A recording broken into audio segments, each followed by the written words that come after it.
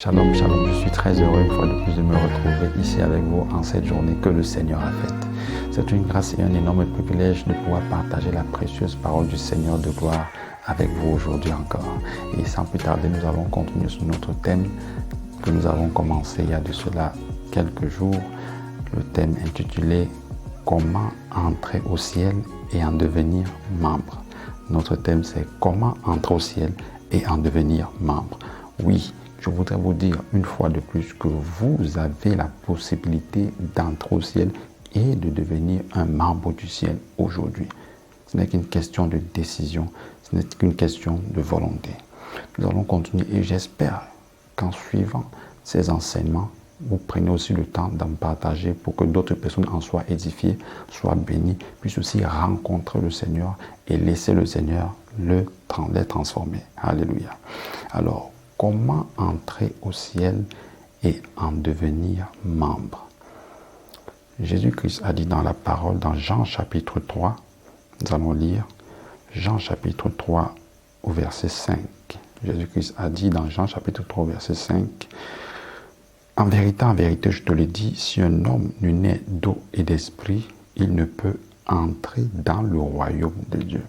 En vérité, je te le dis, si un homme n'est né d'eau et esprit, il ne peut entrer dans le royaume de Dieu. » Ça veut dire que le royaume de Dieu, on y accède au royaume de Dieu. Quand on parle d'entrer, ça veut dire qu'il y a une porte, il y a un chemin, il y a un passage par lequel vous devez vous introduire pour pouvoir entrer. Alors, vous voyez aussi que Jésus-Christ donne la condition pour pouvoir entrer dans le royaume de Dieu. Ça veut donc clairement dire que le royaume de Dieu n'est pas une sorte de marché où n'importe qui entre comme il veut. Ça veut dire que le royaume de Dieu est régi par des principes, par des règles établies par Dieu lui-même. Tout ce qui a une porte impose une discipline. Voyez-vous, Jésus-Christ utilise le terme « entrer » pour signifier une réalité très précise. Tout simplement que le royaume de Dieu n'est pas un marché où les gens entrent comme ils veulent et sortent comme ils veulent. Non. Lorsqu'on parle d'entrée, ça veut dire qu'il y a une porte. La porte impose une discipline, une réglementation, des lois, des principes et des conditions. C'est pourquoi Jésus-Christ a bien précisé que pour entrer dans le royaume de Dieu, il faut naître d'eau et d'esprit. Donc lorsque Jésus-Christ parle de naître d'esprit, il est en même temps en train de redéfinir ce qu'il a dit au départ lorsqu'il parlait de naître de nouveau. Donc il parle de naître d'esprit. Vous voyez là, il amène en existence le mot esprit. Et ici, il s'agit de l'esprit de l'homme. De l'esprit de l'homme. Je voudrais déjà vous faire comprendre une réalité. C'est que tout ce qui obtient une vie qu'il ne possédait pas renaît. Toute chose qui obtient une vie qui n'était pas en elle, c'est une nouvelle naissance. Parce que la vie vient pour apporter l'existence. La vie vient pour apporter l'existence. Alors, lorsque le Seigneur Jésus parle de l'esprit qui naît de nouveau, il est en train de dire que cet esprit reçoit une vie qu'elle n'avait pas au préalable. Ça ne veut pas dire que cet esprit ne vivait pas déjà. Non. L'esprit de l'homme vit. Mais cependant, il vit d'une vie naturelle. Et cette vie naturelle ne peut pas vous permettre de connaître Dieu ou bien d'avoir la communion avec Dieu. Parce que vous êtes nés dans le péché. Nous sommes tous nés dans le péché. Étant enfantés dans le péché, notre esprit est sorti coupé de Dieu, sans communion avec Dieu. Or, Dieu communique avec l'homme à partir de son esprit. Donc, si votre esprit est coupé de Dieu, alors il ne peut pas avoir communion entre vous et Dieu. Parce qu'il y a séparation causée par le péché. Donc, le péché est ce qui a apporté la mort. Selon qu'il est écrit dans la parole de Dieu, car le salaire du péché, c'est la mort. Mais le don gratuit de Dieu, c'est la vie éternelle en Jésus-Christ. Alors, qu'est-ce qui se passe lorsque vous naissez de nouveau? C'est la vie divine qui est infusée dans votre esprit et qui communique donc la vie à votre esprit et qui rétablit la communion qui a été perdue par le péché. Donc, le Saint-Esprit vient communiquer la vie à votre esprit et La communion est donc rétablie entre votre esprit et Dieu. La communion est rétablie entre votre esprit et Dieu. Cette communion qui était auparavant inexistante à cause de l'espace et de la séparation du péché. Alléluia. Donc voilà un phénomène qui se passe lorsque nous naissons de nouveau. Jésus-Christ dit dans Jean chapitre 3, verset 5 ceci. En vérité, si un homme ne naît d'eau et d'esprit, il ne peut entrer dans le royaume de Dieu. Donc il y a une condition pour entrer dans le royaume de Dieu. Je voulais maintenant souligner une réalité. Jésus-Christ dit, si un homme, la première chose que vous devez comprendre, c'est que la nouvelle naissance ne concerne que l'homme. Et quand Jésus-Christ parle d'homme, c'est-à-dire homme masculin et femme féminin. Ça, c'est homme avec grand H. Donc, si vous êtes une femme, si vous êtes un homme, sachez qu'il y a une possibilité pour vous de naître de nouveau. Mais je voudrais revenir sur le terme homme. Jésus-Christ dit si un homme. Chers amis, savez-vous ce que c'est qu'un homme selon Dieu? Je voudrais vous définir ce que c'est qu'un homme selon Dieu. Un homme, c'est un esprit qui possède une âme et qui vit dans un corps. Un homme, c'est un esprit qui possède une âme et qui vit dans un corps. Cela veut dire quoi? Cela veut tout simplement dire ceci. Dès lors que vous mourrez, vous n'êtes plus un homme. Et dès cet instant, vous ne pouvez plus vous repentir ou alors prendre une décision qui va affecter votre vie dans l'éternité. C'est pourquoi Jésus-Christ dit, si un homme, la nouvelle naissance ne concerne qu'une seule catégorie de personnes. Ce sont ceux-là qui sont encore dans leur corps physique. Dès le moment où vous mourrez, vous sortez de ce corps physique et vous ne pourrez plus jamais vous repentir ou bien naître de nouveau. Alors cela dit, toute personne qui est déjà morte ne peut plus décider par rapport à la direction de son âme, par rapport à son éternité. Ce n'est plus possible.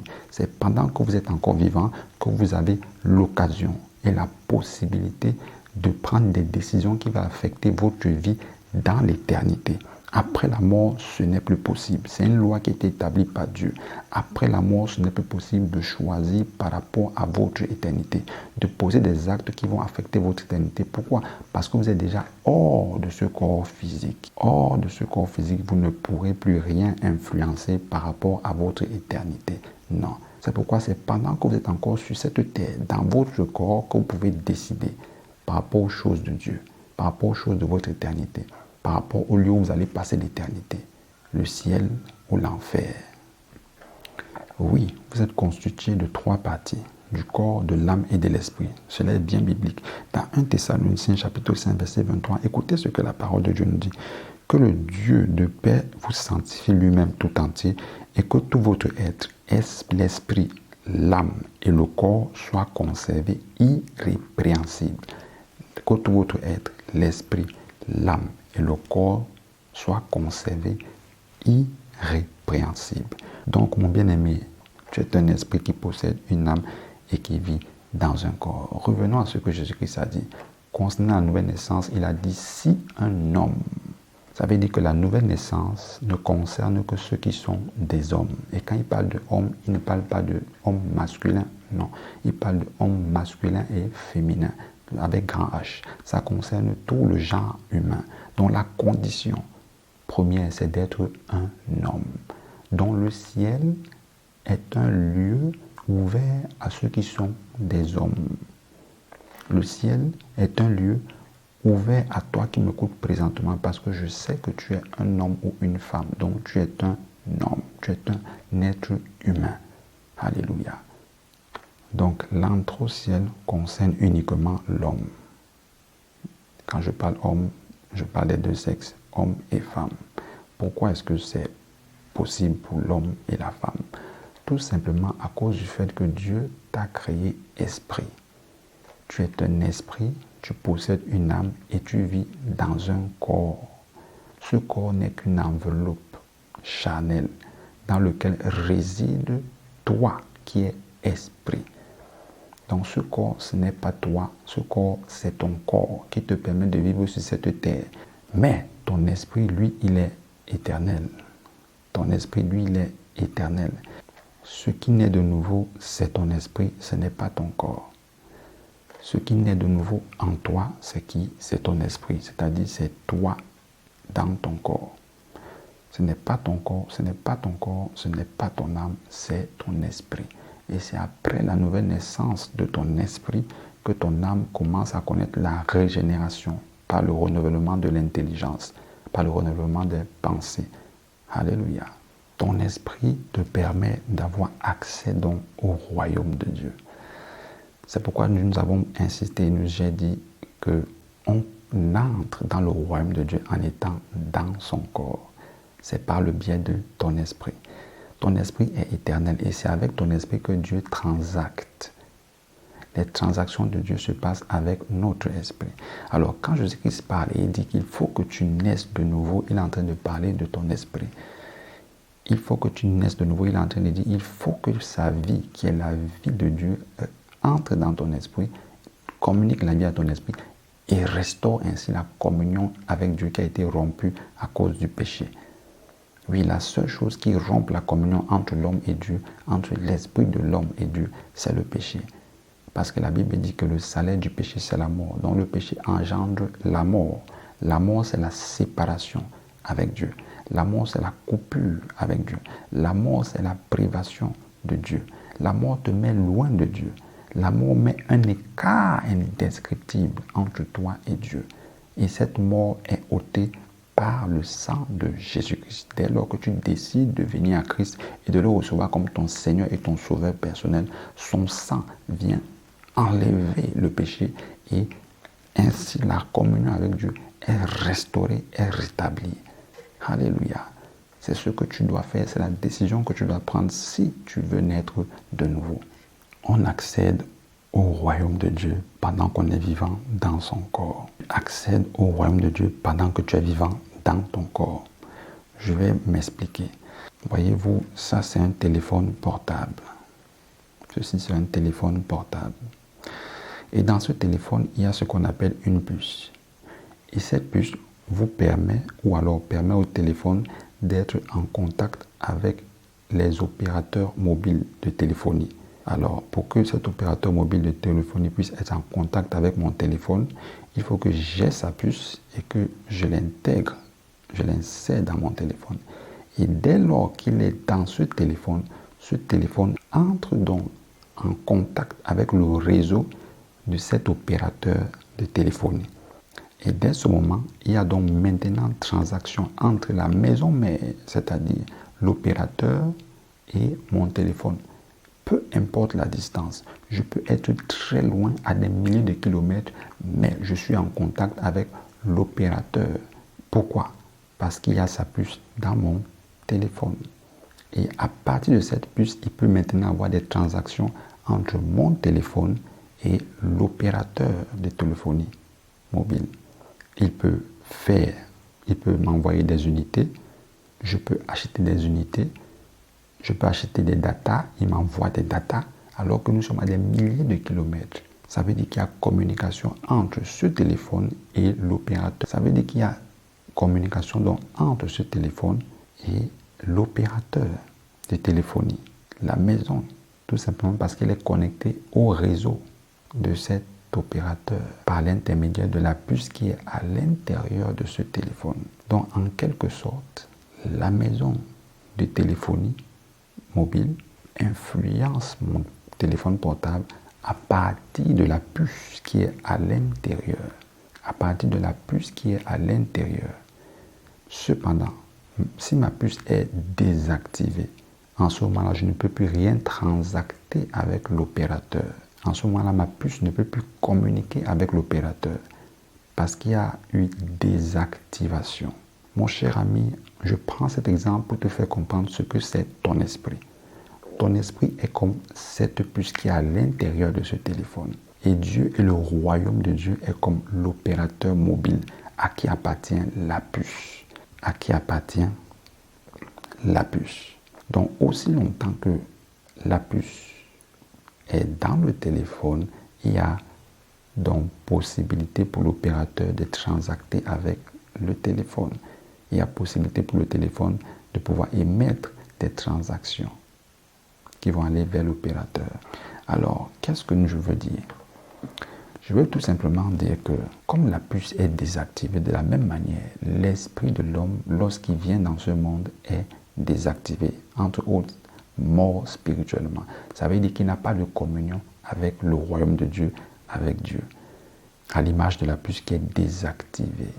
Maintenant, qu'est-ce qu'il faut pour réactiver la puce? Qu'est-ce qu'il faut pour réactiver l'esprit? Très simplement, il faut naître de nouveau. Et comment donc ça se passe, la nouvelle naissance? La nouvelle naissance consiste à inviter Jésus-Christ à entrer dans votre cœur et à le recevoir comme votre Seigneur et votre Sauveur personnel. Dès lors que vous invoquez le nom de Jésus-Christ, bien sûr, après vous êtes repenti de vos péchés, les abandonnant, quelque chose de profond se passe. C'est que le Saint-Esprit vient au nom de Jésus-Christ et il vient infuser la vie à votre esprit qui était mort, c'est-à-dire qui était coupé de Dieu.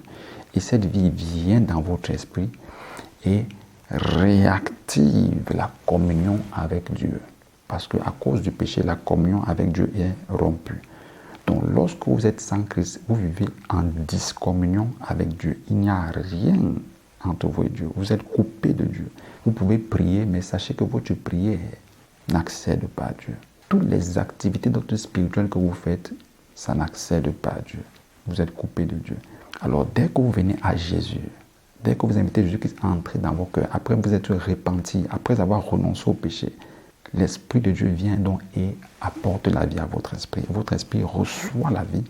Et ayant reçu la vie, la communion avec Dieu maintenant est rétablie entre Dieu et vous. Et en ce moment-là, des transactions commencent entre le Père et vous. C'est en ce moment-là que vous êtes appelé enfant de Dieu. C'est en ce moment-là que vous êtes appelé citoyen du ciel. C'est en ce moment-là que vous êtes devenu un membre du ciel. Alléluia. Mais nous prendrons du temps pour bien vous spécifier et vous montrer le processus que cela doit prendre pour connaître cette réception de la vie du Saint-Esprit. Parce qu'il ne s'agit pas juste de faire cela par les confessions des lèvres, sans que le cœur ne soit préparé, sans que le cœur ne soit sincère, sans que le cœur ne soit vrai, sans comprendre pourquoi est-ce que vous devez faire une prière de repentance qui va vous conduire donc à cette conversion, à cette connexion, à cette réactivation de votre esprit. Alléluia. Donc ce n'est pas juste des mots que vous devez dire à Dieu, c'est au-delà des mots, ça commence par le cœur, car c'est en croyant du cœur qu'on parvient à la vérité. C'est en croyant du cœur. Donc il faut que votre cœur réponde à quelque chose, à l'évangile, à Jésus-Christ, et l'accepte de façon sincère. Sinon, ce n'est pas possible de connaître la nouvelle naissance. Alléluia. Alors nous allons nous arrêter ici et j'espère que vous êtes bénis en suivant ces enseignements. S'il vous plaît, partagez et n'oubliez pas de cliquer sur l'icône de la cloche en bas pour pouvoir recevoir les notifications lorsque nous postons chaque fois nos vidéos. Que le Seigneur te bénisse.